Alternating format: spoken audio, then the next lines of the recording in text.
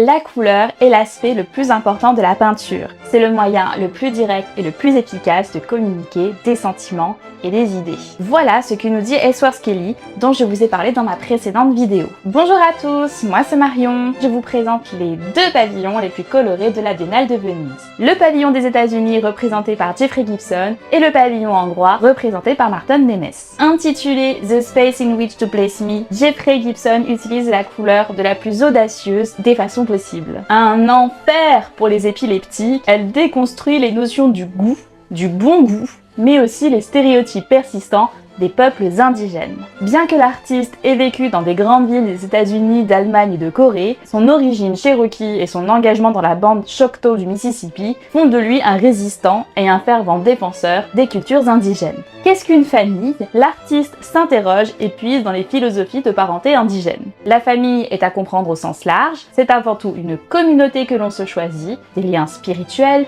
culturelles et sociaux beaucoup plus larges. Elles incluent souvent des relations avec les ancêtres, la terre, les esprits et les non-humains considérés comme membres de la communauté. Sa pratique est difficile à qualifier, mais il ne s'agit absolument pas d'architecture, mais bien d'objets que l'on emporte avec nous. Je dirais même des bagages culturels. L'artiste nous propose des existences et des chemins alternatifs, combinant les histoires américaines, indigènes et queer avec des références aux sous-cultures populaires, à la littérature et aux traditions esthétiques et artistiques mondiales. Intitulé Technozen, Márton Nemes nous présente une exposition immersive autour de la peinture. Un Gesamtkunstwerk, soit une œuvre d'art totale qui désigne un concept artistique dans lequel plusieurs formes d'art sont combinées en une seule œuvre cohérente.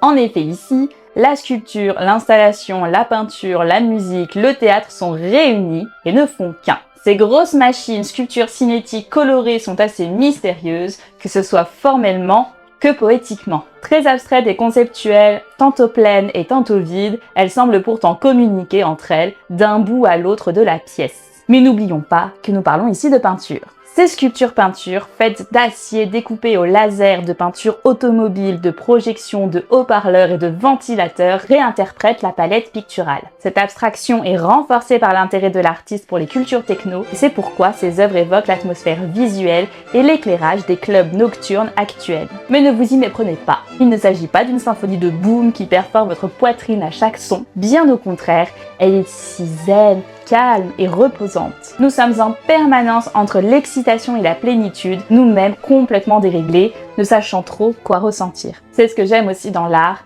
ne plus trop savoir quoi ressentir, dans un monde régulé par les normes et les conventions, le fait de sortir du cadre sans nécessairement se conformer à un autre, de résister dans une forme de non-appartenance est particulièrement agréable. La Biennale de Venise dure jusqu'au 24 novembre. Merci à tous d'avoir regardé cette vidéo. Dites-moi quel pavillon coloré vous avez préféré. Les prochains seront bien plus sombres. N'hésitez pas à liker, commenter et partager pour soutenir mon travail. Et surtout, abonnez-vous si vous aimez l'art contemporain.